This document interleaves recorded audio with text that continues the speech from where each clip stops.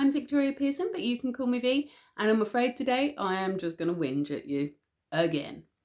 So for those of you that are new here or that have just missed a few things, I am going to quickly run through my health problems with you, and then I'm going to whinge about them. So about 2 years ago, I was very, very sporty. And I was doing lots and lots of things. I could lift my body weight, I could run 5K no problem, I was swimming regularly, and I was doing aerial acrobatics and pole class.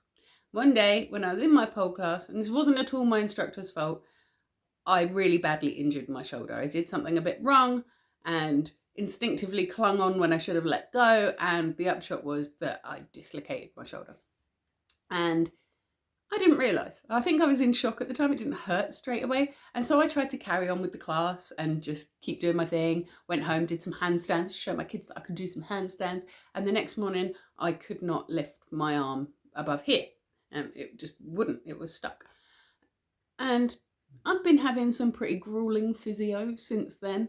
I've got full movement in it now, but it really hurts still. And I haven't been able to go back to class. About 6 months ago-ish, I was diagnosed with hypermobility spectrum disorder, which is similar to EDS, Ehlers-Danlos syndrome. They're very, very closely related. My daughter has EDS, and so that was what actually brought it up with my GP as well. Maybe we should look at whether that's what's going on with you. And the MSK said that I've got hypermobility spectrum disorder. And so I started a new load of physio, which is also very, very grueling and very, very painful and doesn't seem to be helping me a lot.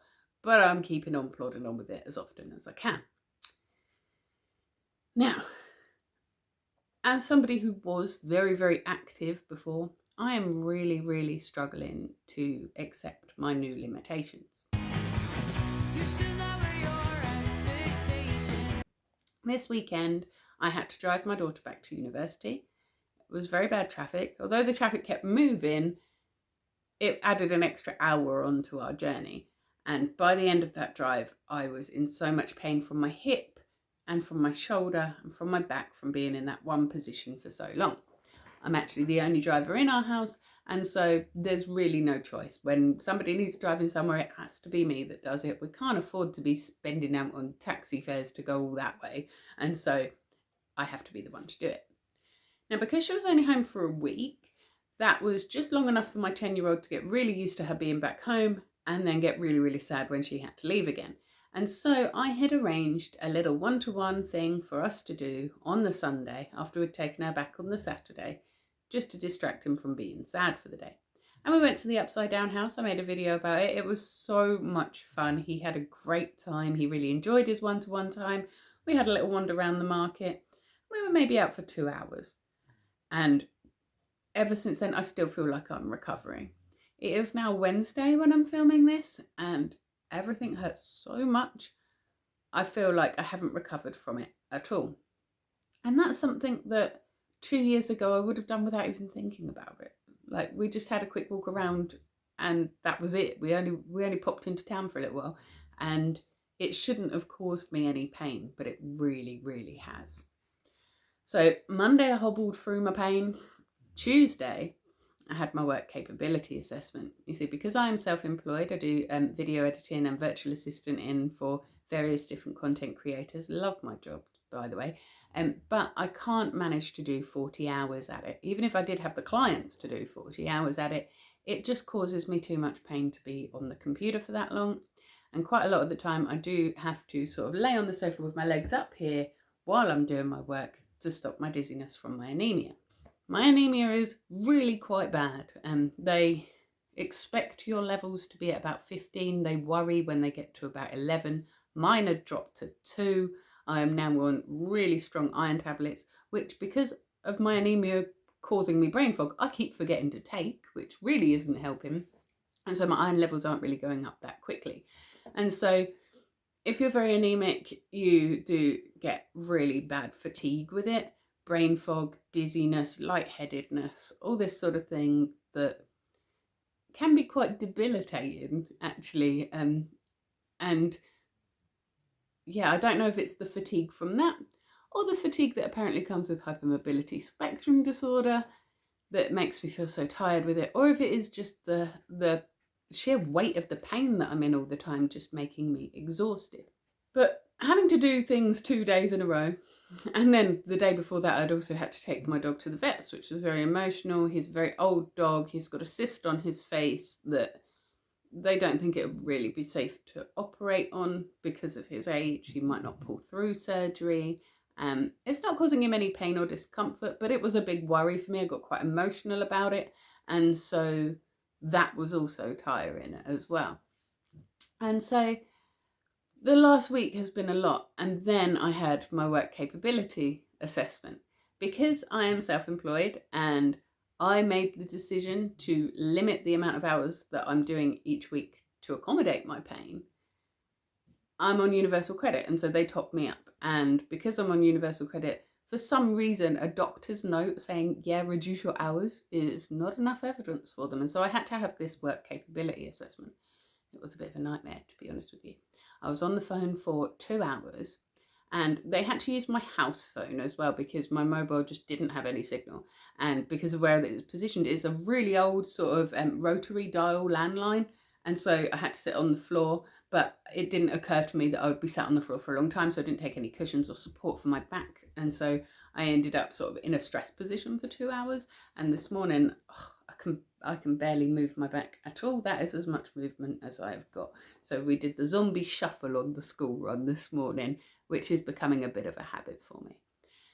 And I'm really, really struggling with that, to be honest. I'm really struggling with, well, first of all, it was emotionally wearying to have to go through all of the things that I can't do anymore on the phone with a stranger.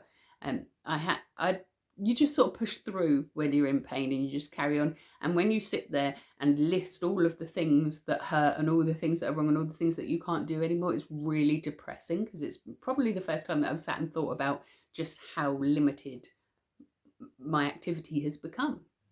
I don't know how that went yet. We have to wait for a decision maker to let me know because it's not the person on the phone for some reason. I don't understand why my doctor isn't the decision maker on this. But there you go. We have a punitive system rather than a supportive system, and so it will make you feel like a criminal just for being poorly. Now, when I was on the phone talking about this, I realised just how much my world had shrunk. She asked me, do I ever go out for non-essential reasons? And I thought, well, aside from taking my son to the Upside Down house last week, I haven't actually left the house for a non-essential reason for a really, really long time. And I might even argue that some one-to-one time with just his mum is an essential thing for my child as well. I'm not sure. But yeah, I basically only leave the house for essential stuff at the moment, and it feels just like my world has shrunk. I used to go out to class once a week. I used to go out walking a lot. I used to go out swimming a lot. And now I just sit at home a lot of the time. And it's really depressing, especially because I don't know if you can see my wall colours here. They are really dingy. This room is very dark. It's quite depressing. I haven't actually decorated it for 15 years. I was saving up to do so. And I finally got the money for the paint and I bought the paint. I've got the paint down there. But my shoulder, I just can't do it. Unless I'm only decorating like this much of the wall at the bottom, I'm not going to be able to do it on my own. And I already feel guilty for how much I'm leaning on my family to do the other things that I would normally want to do.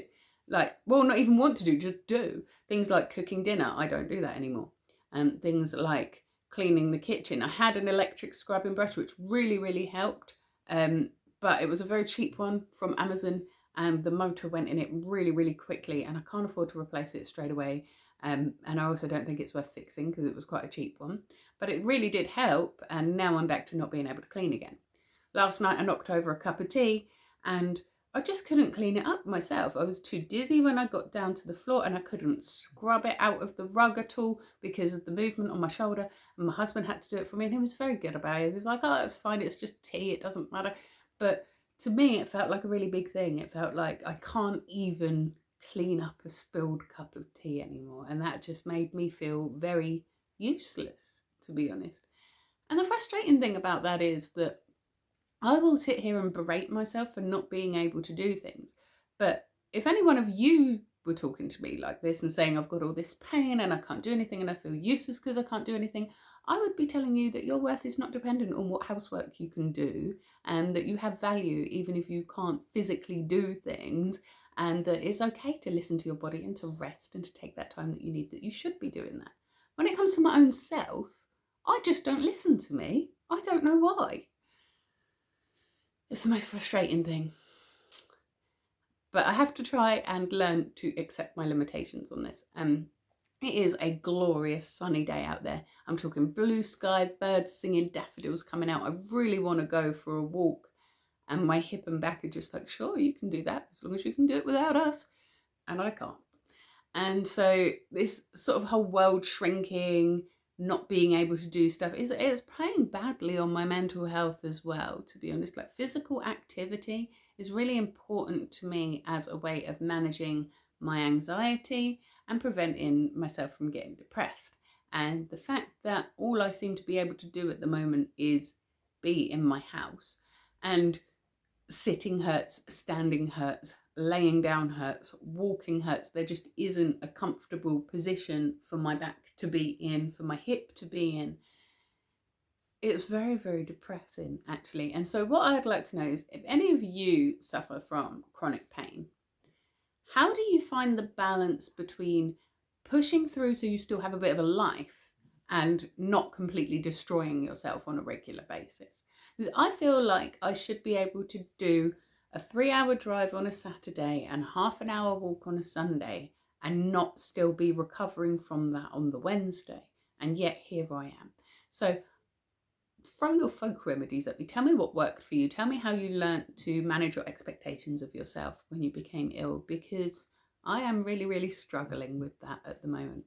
Whenever I've said about this on Twitter, by the way, I get a million bot replies telling me that I should take magic mushrooms. And I'm sure that would be really, really fun, but I really don't think it's going to long-term help my back and hip damage. So maybe don't suggest that one to me.